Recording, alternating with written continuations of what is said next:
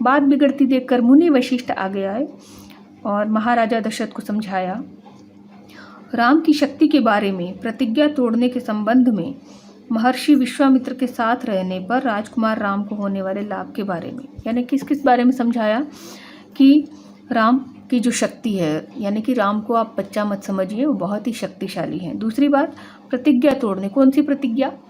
जो इनके कुल में रीत चली आ रही है कि प्राण जाए पर वचन न जाए। आपने वचन दिया था आपकी इच्छा पूरी करूंगा, तो विश्वामित्र जो भी मांग रहे हैं वो आपको देना चाहिए, अपना वचन मत तोड़िए।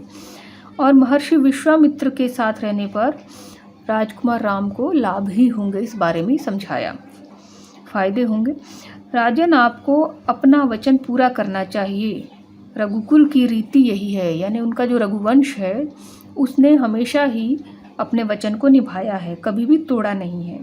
प्राण देकर भी आपके पूर्वजों ने वचन निभाया है। पूर्वज यानी जो पुराने काल में उनके दादा थे, परदादा थे, उन्होंने अपने हमेशा वचन को निभाने के लिए प्राण तक दे दिए। तो आप अपना वचन मत तोड़िए। आप राम की चिंता न करें, महर्षि के होते उनका कोई कुछ बिगाड़ नहीं सकता। महाराज दशरथ की चिंता कुछ कम हुई, पर मन बहुत खिन्न था, उदास था, दुखी था। पुत्र बिछोह, बिछोह का मतलब अलग होना, वियोग का दुख सभी तर्कों पर भारी पड़ रहा था। यानी उनका दुख जो था ना, वो इन सारी बातों को मान ही नहीं रहा था। गुरु वशिष्ठ ने कहा, महाराज महर्षि विश्वामित्र सिद्ध पुरुष हैं, तपस्वी हैं, अनेक गुप्त विद्याओं के जानकार हैं, वह कुछ सोचकर ही यहाँ आए हैं। राम उनसे अनेक नई विद्याएं सीख सकेंगे, यानी राम अगर उनके साथ जाएंगे तो कुछ नया सीखेंगे। आप राम को महर्षि विश्वामित्र के साथ जाने दें, राम को उन्हें सौंप दें। दशरथ ने मुनि वशिष्ठ की बात दुखी मन से स्वीकार कर ली, यानी मान ली, लेकिन वह राम को अकेले नहीं भेजना चाहते थे।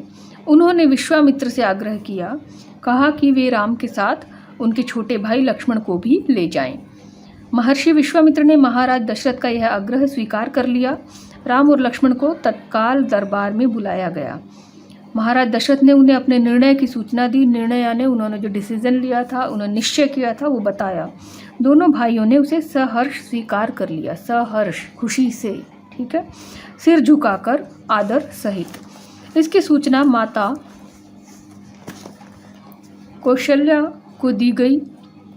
बताया गया कि राम और लक्ष्मण वन जा रहे हैं। महर्षि विश्वामित्र के साथ नितांत गंभीर माहौल में स्वस्ति वचन हुआ।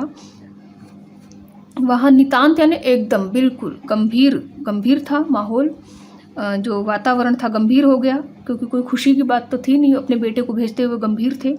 स्वस्ति वचन हुआ, यानी स्वस्ति जो मंत्र होते हैं कल्याण करने के लिए, उनका वाचन हुआ। सभी ने वहाँ पर स्वस्ति मंत्र बोले गए। स्वस्ति का अर्थ होता है कल्याण।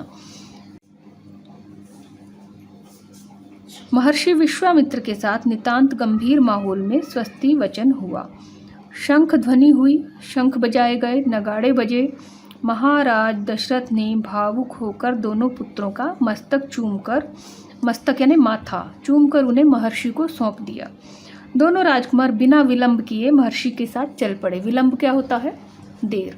बिना देर किए चल पड़े बीहड़ और भयानक जंगलों की ओर। विश्वामित्र आगे आगे चल रहे थे, राम उनके पीछे थे। लक्ष्मण राम से 2 कदम पीछे, यानी लक्ष्मण राम के अनुयायी थे, हमेशा उनका अनुसरण करते थे, उनके पीछे थे 2 कदम, अपना धनुष संभाले हुए। दोनों ने धनुष ले रखा था, पीठ पर तूणीर बांधे। तूणीर होता है जिसमें बाण रखे जाते हैं, तरकश। कमर में तलवारें लटकाए, और कमर में उनके तलवारें थी। तो इस प्रकार से हमने राम कथा का पहला चैप्टर पूरा कर लिया है। क्या नाम था इसका? अवधपुरी में राम। अब वो विश्वामित्र के साथ चल पड़े हैं। आगे की कथा हम अगले चैप्टर में, अगले वीडियो में पढ़ेंगे। नमस्कार।